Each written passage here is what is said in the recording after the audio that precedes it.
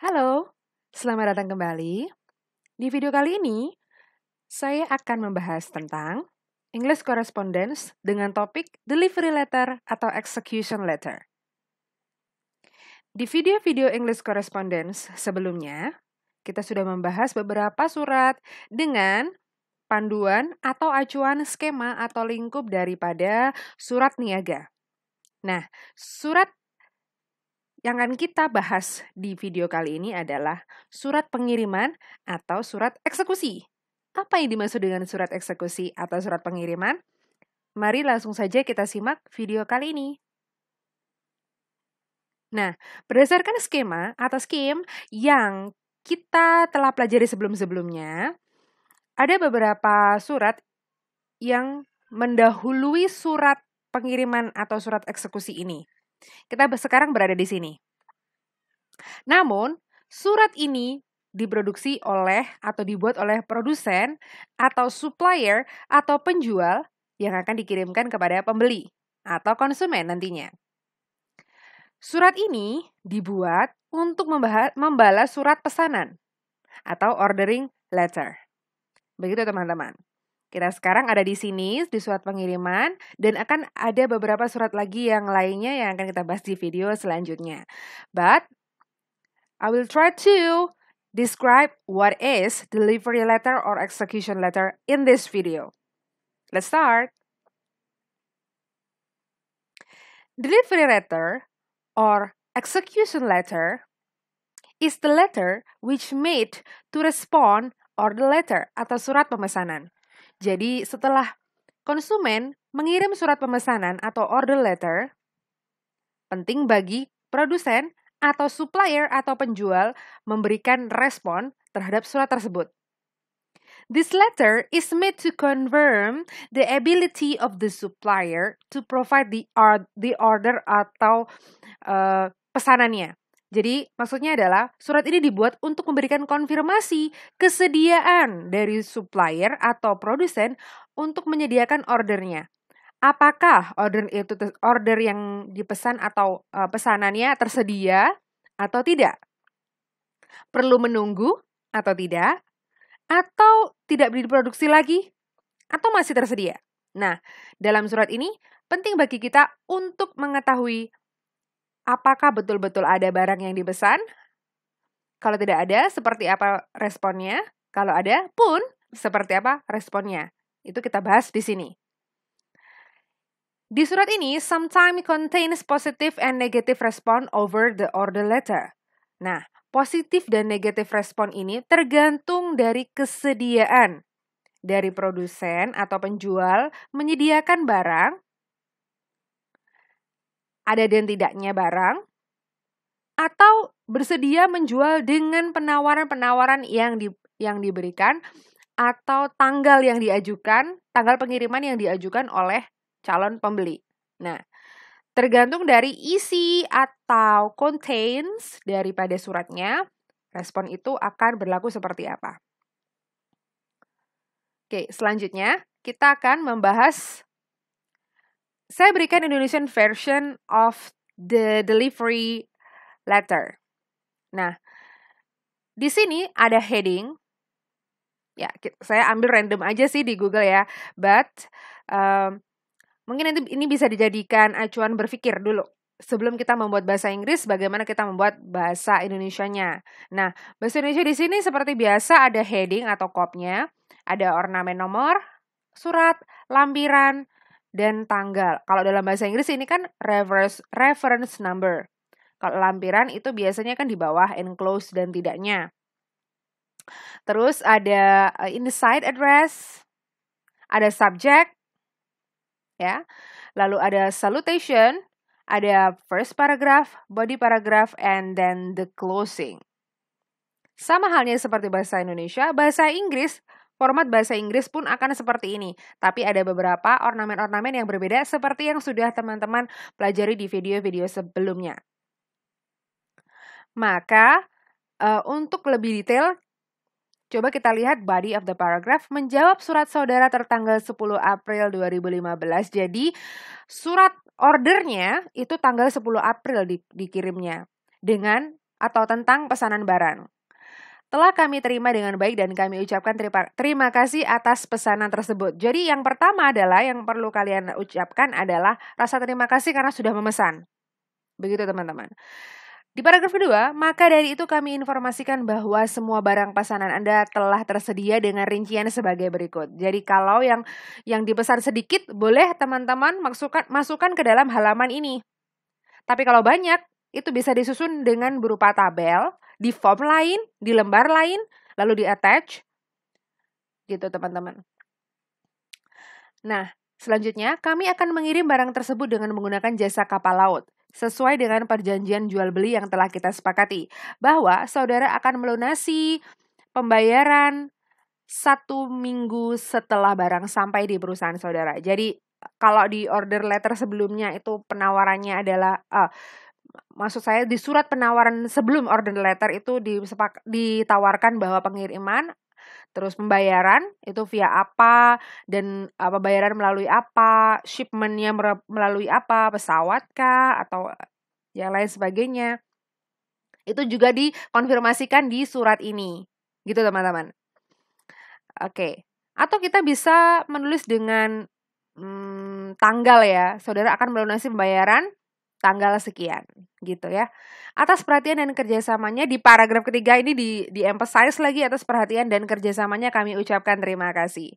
Adapun hal-hal yang bisa kita ucapkan nanti kita bahas dalam versi bahasa Inggrisnya.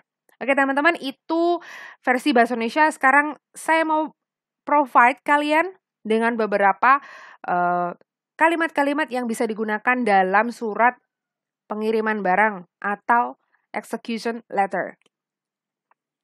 Yang pertama adalah, we thank you for your order number 718 for 20 those Swan weatherproof raincoats which has had our full attention. Jadi kita mengucapkan terima kasih dulu. Sama halnya dengan kalimat nomor 1, we are pleased to acknowledge receipt of your order number apa, which we thank you. Kita ucapkan terima kasih atas pesanannya kan, dan kita sebutkan pula nomor ordernya atau bisa tanggal suratnya.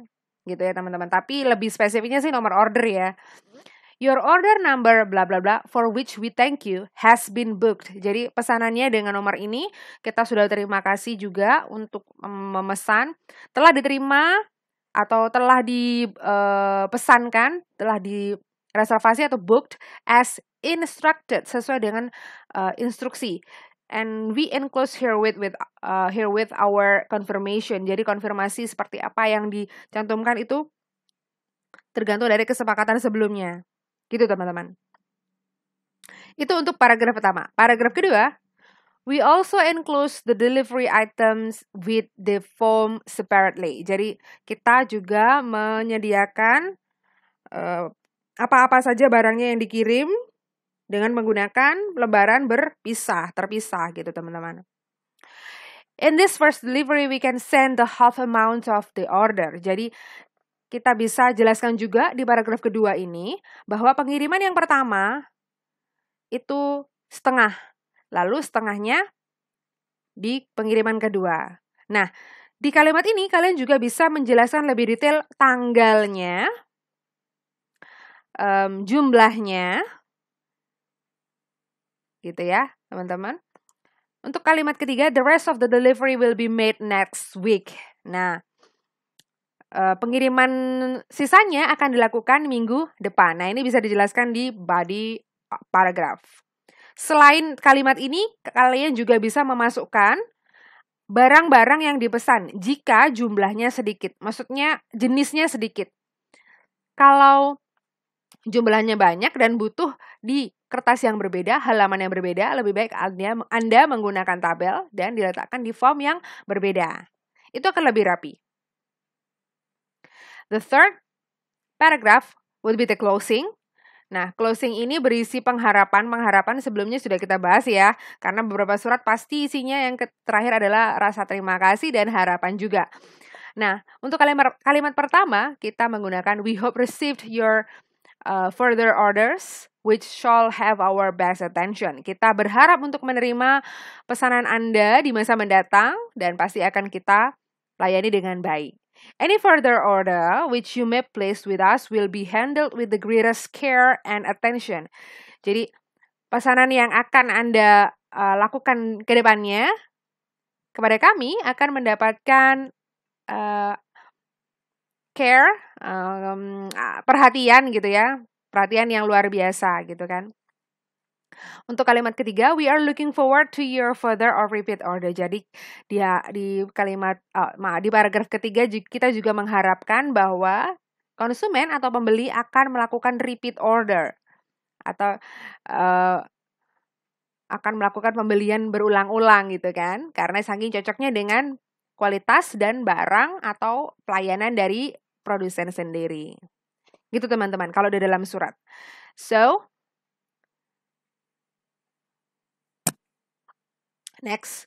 Nah, teman-teman, saya juga menyediakan negative expression atau negative vibe atau eksekusi yang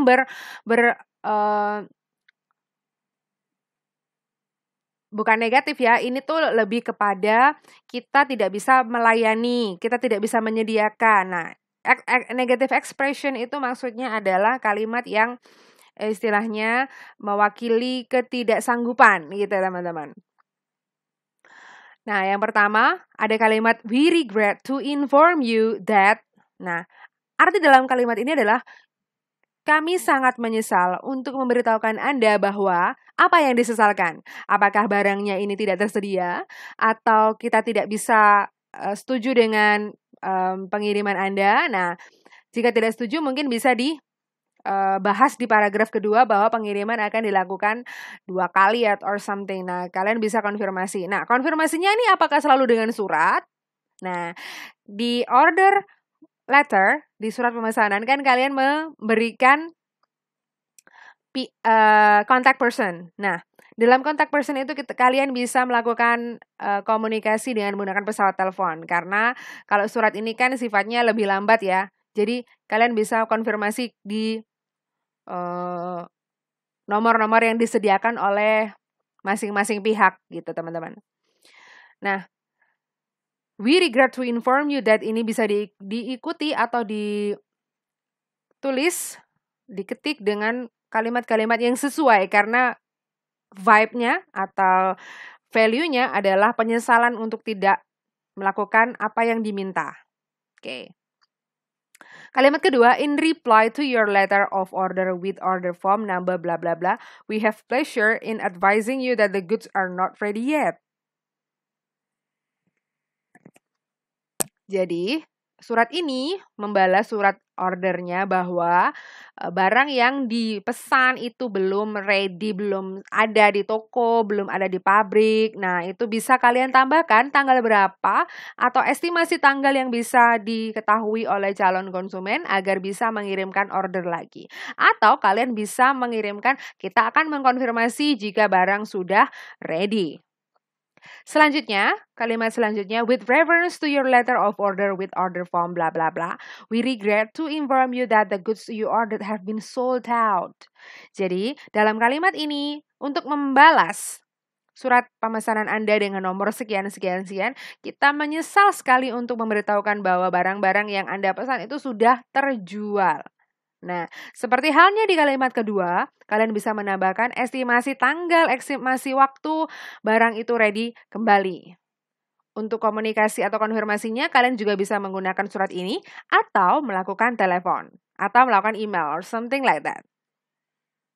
Untuk kalimat terakhir, nah, titik-titik ini maksudnya adalah ya, seperti kalimat untuk membalas ini, untuk membalas kalimat untuk membalas surat pesanan dengan nomor order bla bla bla. Tapi kita dilanjutkan ya, tapi kita menyesal kita tidak bisa memberikan supply atau menyediakan barang-barang yang Anda pesan. The goods will not be ready in the meantime. Tidak akan tersedia dalam waktu dekat ini. Teman-teman, kalau kita membahas goods itu adalah barang-barang ya, goods.